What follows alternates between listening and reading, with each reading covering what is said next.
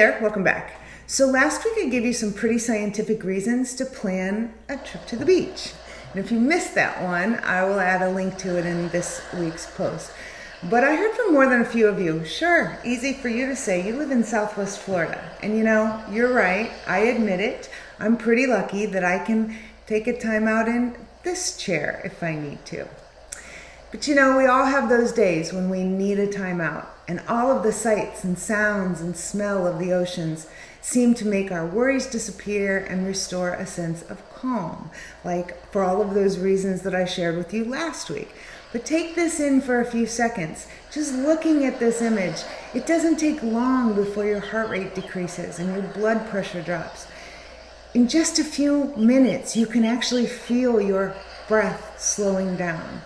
And just imagine that you're breathing in that fresh ocean air. Feels good, right? Well, it turns out it's not just your imagination. There's actually science in that air, and that science is ions. There are positively and negatively charged ions, tiny little particles everywhere in the air, and they enter our body through our lungs as well as through our skin. And here's the important part. The body's cells naturally contain a negative charge, and those irritating elements in the environment like dust and pet dander, pollution, those all tend to have a positive charge. So since opposites attract, like a magnet, your body literally pulls those irritating elements in, causing harm. And it's not just those harmful elements. The positive ions themselves damage the body because they actually steal electrons from healthy cells, which cause cellular degeneration. And overexposure to positive ions affect our magnetic field, our health, and our moods in a variety of ways, including increased stress, depression, insomnia, and fatigue. And here's the really bad news. Man-made environments are chronic generators of harmful positive ions.